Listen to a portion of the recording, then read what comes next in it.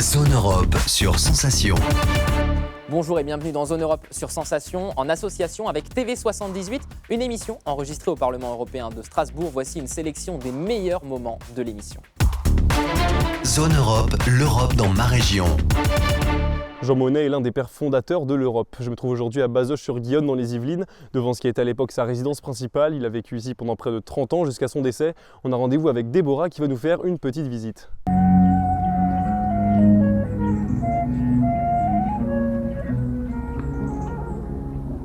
Bonjour Déborah. Bonjour. Alors expliquez-nous un peu où est-ce qu'on est actuellement. Aujourd'hui, vous êtes à la maison Jean Monnet à Bazoches-sur-Guyonne de les Yvelines. Donc c'est ici que Jean Monnet a vécu de 1945 jusqu'à sa mort en 1979. On passe à la visite? Bien sûr, C'est allons-y. parti. Donc nous sommes ici dans le salon de la maison Jean Monnet. Pour commencer cette visite, je vais vous parler de la déclaration Schuman. Donc c'est ici que cette déclaration a été écrite, dans ces salons même, par Jean Monnet et ses collaborateurs en 1950. Et donc c'est à travers cette déclaration qu'a été donné le coup d'envoi à la première communauté européenne du charbon et de l'acier. Très important est cette feuille de synthèse où on peut voir le déséquilibre militaire à faveur de l'Allemagne nazie. On peut voir à travers, avec un coup d'œil effectivement, la supériorité militaire en armement allemande. Donc, à travers ce feuille de synthèse, on peut voir, et qui est montré par Jean Monnet au président des États-Unis, Roosevelt, qui convainc Roosevelt et les États-Unis à rentrer en guerre, donc à côté des Alliés.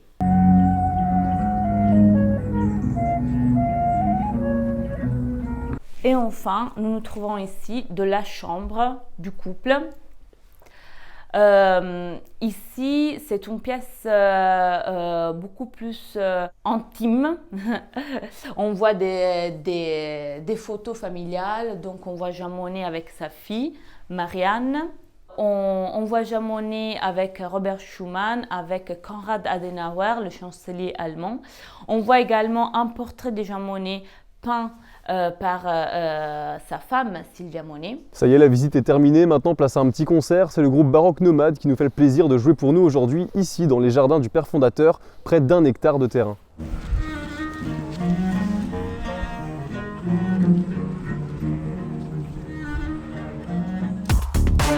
Zone Europe, l'invité politique. Je reçois aujourd'hui Jan-Christoph Eugen, eurodéputé allemand, membre du groupe Renew Europe, vice-président de la commission des transports et du tourisme. Bonjour. Bonjour. Alors, la chancelière allemande Angela Merkel s'apprête à quitter ses fonctions. Elle est restée 16 ans au pouvoir. Elle a traversé différentes crises. Elle a connu beaucoup de présidents de la République, qu'ils soient français ou plutôt américains. Bon, pas forcément en Russie. Qu'est-ce que vous retenez de ces 16 ans de pouvoir d'Angela Merkel ?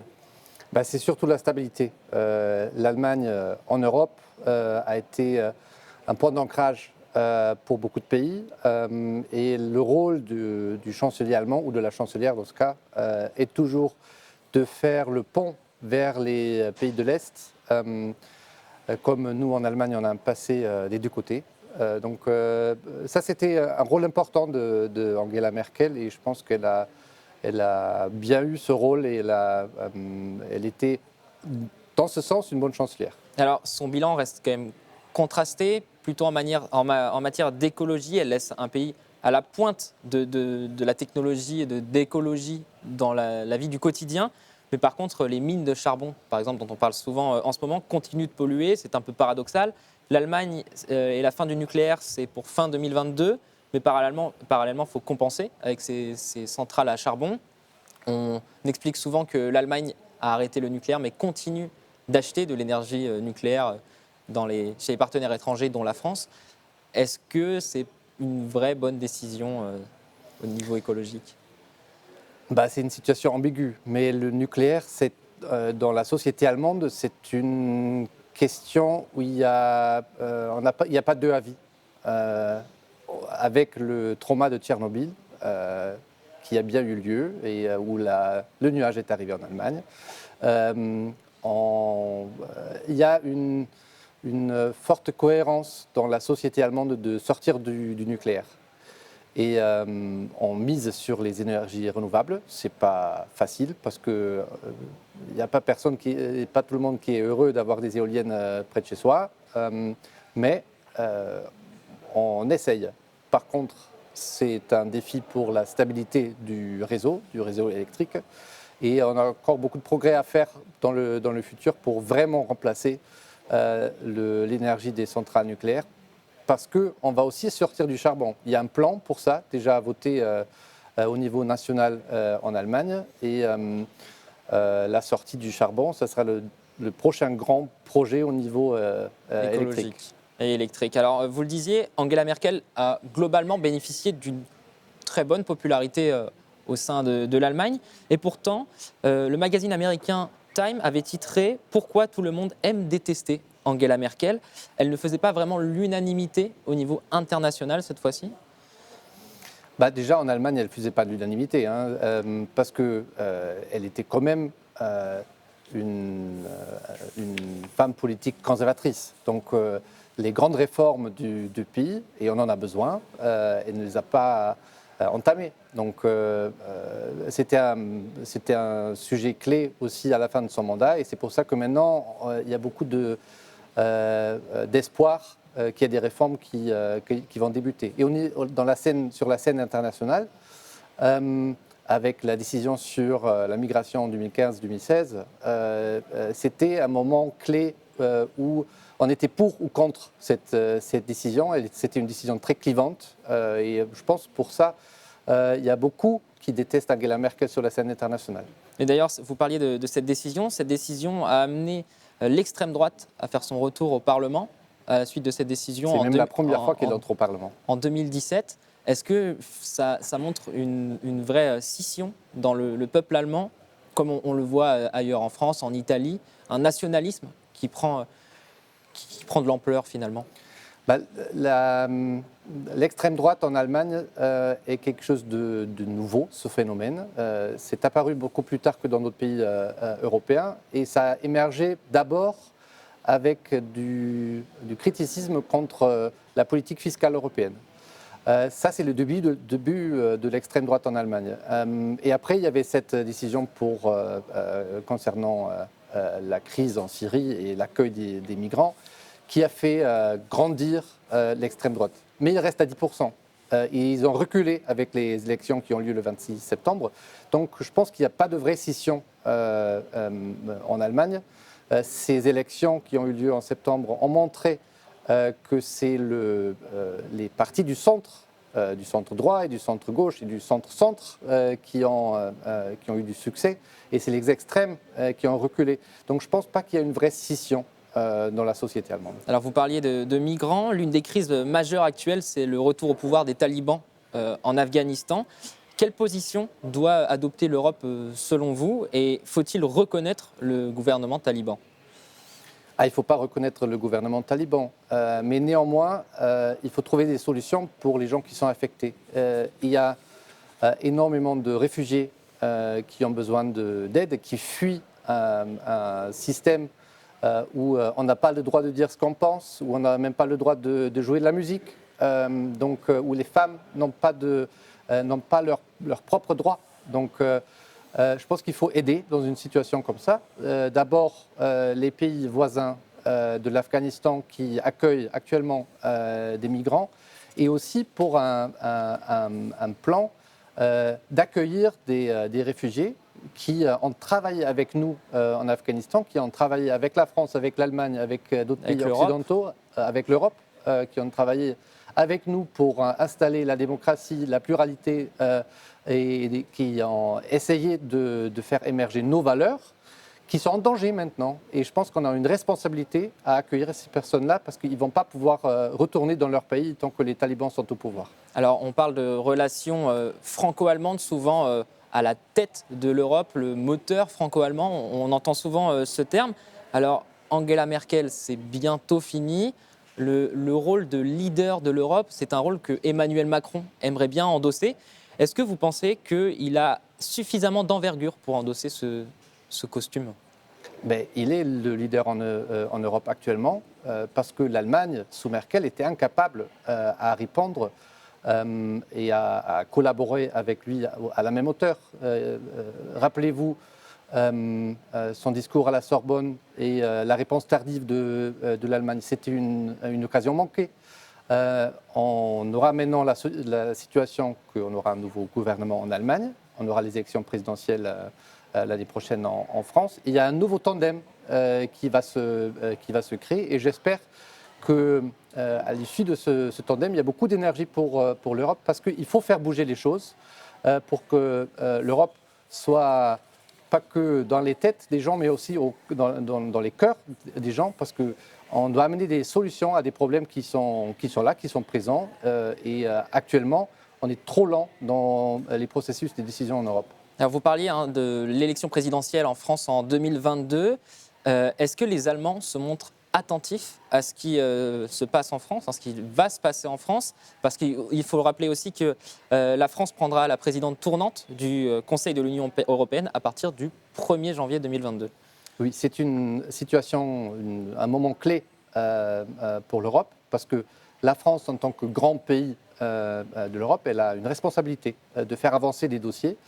Et en Allemagne, notre agenda, c'est d'avoir un nouveau gouvernement avant Noël.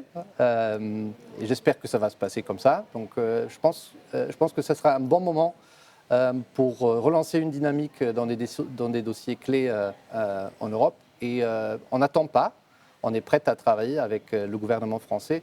Et on espère bien que ça sera le même gouvernement et avant et après les élections. Donc vous pensez que le peuple allemand est très attaché peut-être à Emmanuel Macron et ses idées ? On reconnaît quand même que Emmanuel Macron, il a des idées pro-européennes et il y a une large majorité en Allemagne qui soutient cette idée pro-européenne. Vous pensez que le peuple allemand a peur que Marine Le Pen ou Éric Zemmour, qui n'est actuellement pas encore officiellement candidat, on le saura peut-être d'ici quelques semaines, vous pensez que le peuple allemand a peur que Marine Le Pen arrive au pouvoir en France ? Je pense que toute l'Europe a peur que ça arrive et on souhaite au peuple français que ça n'arrive pas parce que ça serait une situation dramatique pour l'Union européenne. Donc oui, il y a une peur comme ça, mais c'est une peur qui est liée à beaucoup d'autres pays également. Regardez la situation en Pologne, regardez la situation en Hongrie. C'est quelque chose où on doit être très attentif et ferme en même temps, parce qu'on ne peut pas accepter qu'en Europe, des droits fondamentaux sont bafoués et l'Europe doit être très fort vis-à-vis de ces défis. Très bien, merci beaucoup Jan-Christophe Eugène d'avoir été avec nous. Je rappelle que vous êtes eurodéputé allemand, membre du groupe Renew Europe et vice-président de la commission des transports et du tourisme. Zone Europe, l'invité politique.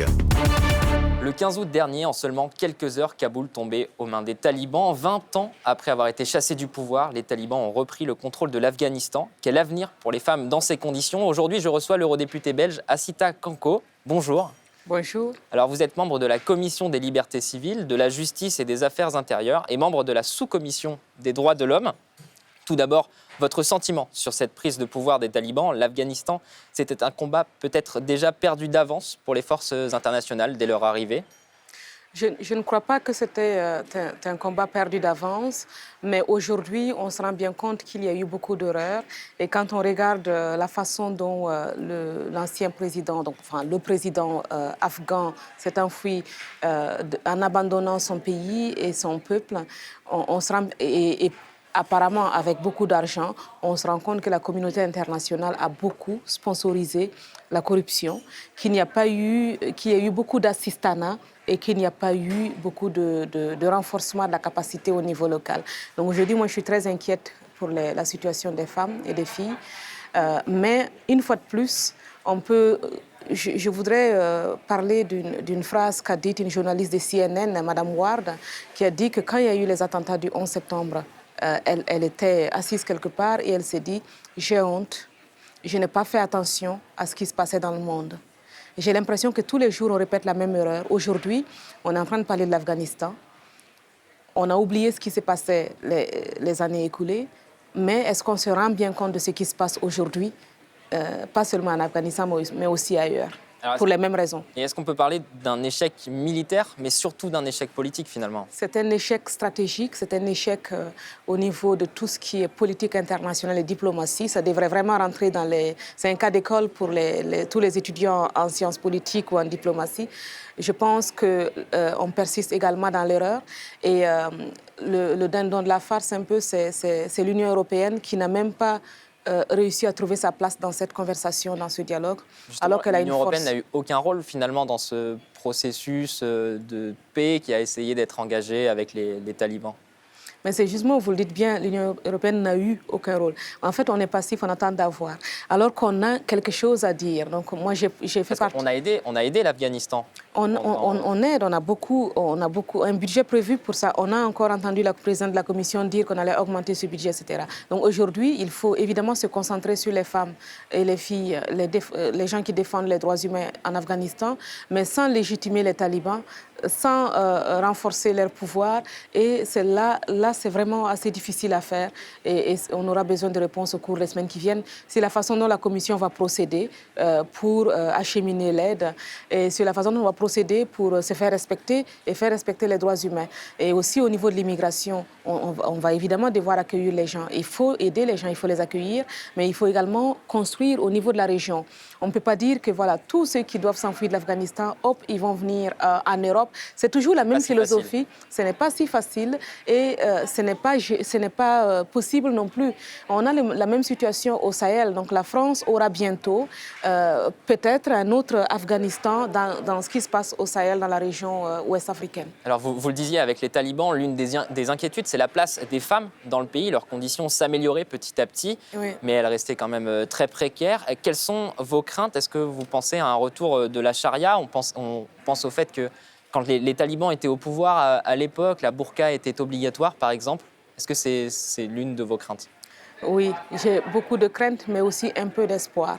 Un peu d'espoir parce que venant moi-même d'une culture très patriarcale, assez traditionnelle, où il y avait quand même l'influence de la religion islamique aussi, je crois qu'il y a un effet sur les petites filles quand elles voient la liberté. La première fois que j'ai vu une femme libre, cela m'a fait quelque chose. Et après, on ne peut plus vous enlever ça de la tête.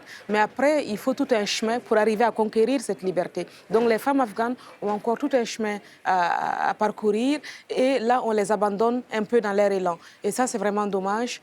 C'est très inquiétant. Les talibans promettent monts et merveilles, mais on sait très bien que c'est des relations publiques et qu'ils n'ont pas du tout l'intention. C'est impossible. Leur idéologie est basée sur la domination de la femme. Elle doit rester au foyer et mettre au monde surtout des garçons. Et elle-même, en soi, elle n'est rien d'autre qu'un utérus et un buffet qui leur fait à manger, c'est tout. Et donc aujourd'hui, ça ne va pas changer, quel que soit ce qu'ils disent. Donc il faut qu'on reste vigilant, mais qu'on reste vigilant aussi par rapport à l'islamisme, à ce radicalisme islamique, aussi en Europe. Est-ce que vous pensez qu'il y a beaucoup de soutien à ce qui se passe en Afghanistan, en Europe? Je n'ai pas encore vu des gens qui soutenaient vraiment ouvertement les talibans, mais nous étions au Danemark pour la conférence pour les droits de l'homme et il y avait une collègue députée qui a pris un taxi et le chauffeur du taxi était quelqu'un qui lui disait à quel point les talibans étaient formidables. Elle nous l'a raconté, on a eu un peu la chair de poule parce que c'est quand même inquiétant. Mais aujourd'hui, ce que les talibans défendent, cet islamisme radical. Il existe également en Europe et il y a des gens qui le soutiennent. Mais quand on voit les talibans qui font ce qu'ils font, tout le monde dit oui, mais il faut arrêter ça, c'est inacceptable. On voit une petite fille qui sautille à l'aéroport en Belgique, on dit c'est génial, c'est le symbole de la liberté. Très bien, mais je tiens à souligner que les gens qui sont enthousiastes, et je suis d'accord avec eux, il faut être enthousiaste quand on voit une petite fille sautiller parce qu'elle est libre, ils doivent aussi les autres jours défendre les petites filles des quartiers ici qui, elles, souffrent au quotidien sous le poids de l'islamisme dans les quartiers. Mais alors là, on dit, mais c'est leur culture, laissez-les faire. Alors ça, c'est dangereux. Donc il faut être cohérent. Alors, quand les talibans étaient au pouvoir en Afghanistan, entre 1996 et 2001, des femmes étaient exécutées sur la place publique. Est-ce que vous pensez que c'est malheureusement quelque chose qui pourrait revenir, malgré le fait qu'ils disent qu'ils ont changé, qu'ils sont ouverts notamment à l'éducation? par exemple? Je ne peux pas lire dans l'avenir, mais si en tant que femme, je n'aimerais vraiment pas être en Afghanistan. Ça, c'est très évident. Si j'étais une personne homosexuelle, je ne voudrais pas non plus être en Afghanistan. Si j'ai une petite fille qui doit encore grandir et tout, je ne voudrais pas non plus y être. Je crois qu'il n'y a rien dans ce qu'ils promettent, dans ce qu'ils sont, dans ce qu'ils ont démontré jusque-là, qui permet d'imaginer que ce sera le paradis pour les femmes. En tout cas, pour l'instant, ce n'est pas le cas.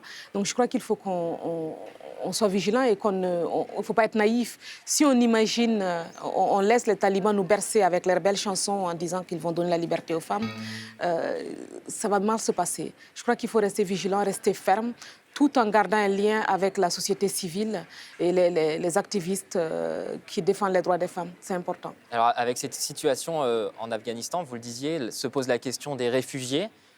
Quelle est la place de l'Europe dans l'extradition de ces réfugiés? Est-ce qu'il aurait fallu s'y prendre plus en amont pour évacuer des gens? Oui. Est-ce qu'il n'est pas trop tard, finalement? Et est-ce qu'il n'aurait pas fallu une réponse à l'échelle européenne, finalement? Je pense qu'il est trop tard pour beaucoup de choses, et pas seulement pour ceci.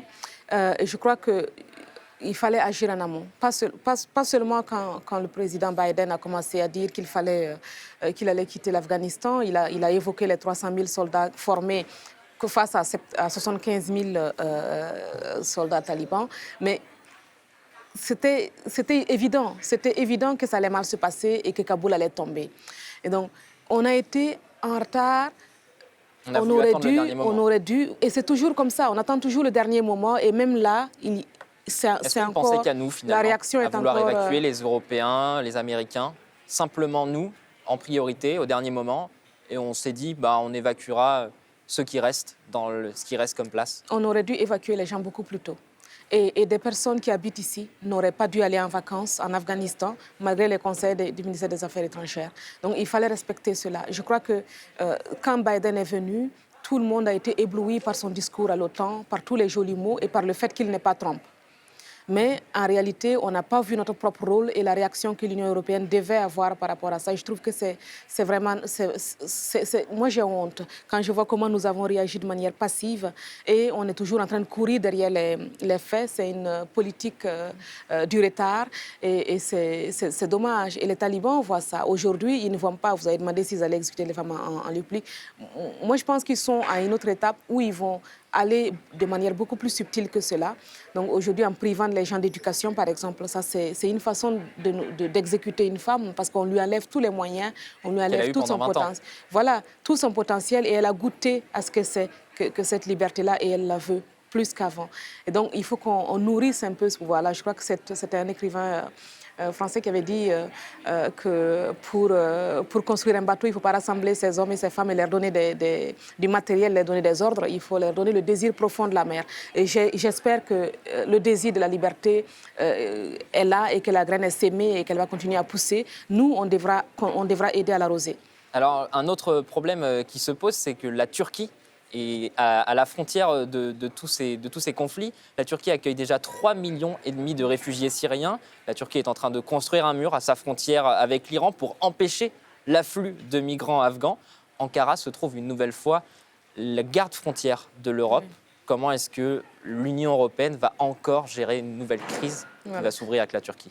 C'est encore aller gérer la conséquence de l'inaction. Alors que si on avait agi en amont, on ne serait pas dans cette situation et ça ne concerne pas que l'Afghanistan, c'est aussi ce qui se passe. Hier encore, il y a eu un bateau qui a dû être secouru au large de Lampedusa avec plus de 700 réfugiés à bord, migrants à bord. Et donc, on assiste à une répétition des choses et la Turquie va continuer à monnayer sa position et cette absence de politique migratoire et l'Union européenne va continuer à se laisser avoir. Et il n'y a pas que la Turquie. Aujourd'hui, on doit également faire face à l'attitude de la Chine et du Pakistan qui jouent double jeu avec les talibans. Donc on risque de se retrouver dans une situation où on n'a rien à dire, où on va simplement subir et courir après les faits et gérer des conséquences et subir d'autres chantages de la part d'Erdogan ou de son remplaçant. Ou alors on va se faire avoir quand il y aura quelqu'un d'autre qui remplacera Erdogan et qui sera peut-être moins brutal apparemment.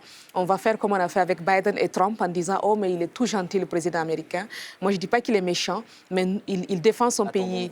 Il défend son pays. Et c'est le rôle des dirigeants politiques. Ce que nous devons faire, c'est défendre l'Europe. Merci beaucoup, Asita Kanko, d'avoir été avec nous dans Zone Europe sur Sensation. Je le rappelle, vous êtes vice-présidente du groupe des conservateurs et réformistes européens, et puis vous êtes membre de la commission des libertés civiles, de la justice et des affaires intérieures, et membre de la sous-commission des droits de l'homme. Zone Europe. Zone Europe, c'est terminé pour aujourd'hui. Merci aux équipes techniques du Parlement européen de Strasbourg. Vous pouvez retrouver cette émission en podcast audio et vidéo sur notre site et notre application Radio Sensation, et aussi sur TV78. Rendez-vous la semaine prochaine. Très bonne soirée. Zone Europe sur Sensation. Zone Europe avec le soutien financier de la région Île-de-France.